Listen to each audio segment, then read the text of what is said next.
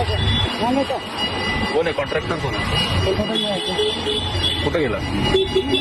हा, कॉन्ट्रॅक्टरचा नंबर काय माहिती? मग कोण काम करतंय? बोर्ड नाही, काय नाही, ते कसं कोण काम करतंय? ते कसं काय खोदायची परमिशन कोणी दिली? बीएमसीचं आहे ना?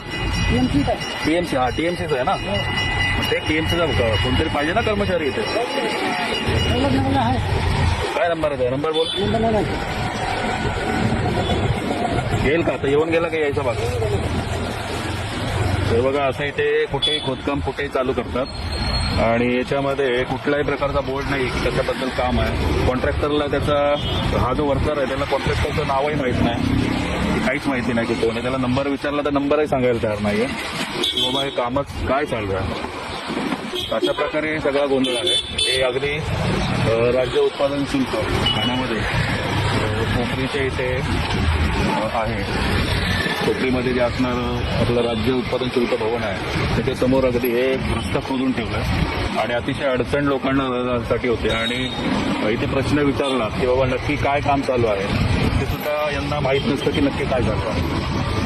काय वर्कर आता यांना नंबर सुद्धा माहीत नाही कॉन्ट्रॅक्टर कोण आहे, की बाबा नक्की काय विषय आहे, किती दिवसाचं काम आहे. पण आपण नागरिक आहोत, कोण कधी कुठे पर्सनली पण शोधून काम चालू करतात. आजकाल काही सांगता येत नाही कुठलं, कारण इथे काम चालू असलेलं कुठेही महानगरपालिकेचा बोर्ड दिसतोय का?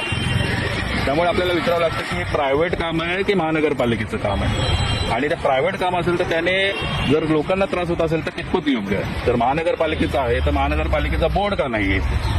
कॉन्ट्रॅक्टरचे डिटेल का नाहीये? कॉन्ट्रॅक्टर किंवा महानगरपालिकेचा कुठलाही कर्मचारी अधिकारी इथे का उपलब्ध नाहीये? हा सुद्धा एक प्रश्न उभा राहतो. तुम्ही तुमचं काम करा, तुम्ही तुमचं काय असेल ते काम करा. मला फक्त कॉन्ट्रॅक्टरचा नंबर असेल तो असेल तर मी तुम्हाला कामापासून रोखत नाही, फक्त मला डिटेल पाहिजे काय काम चालू आहे.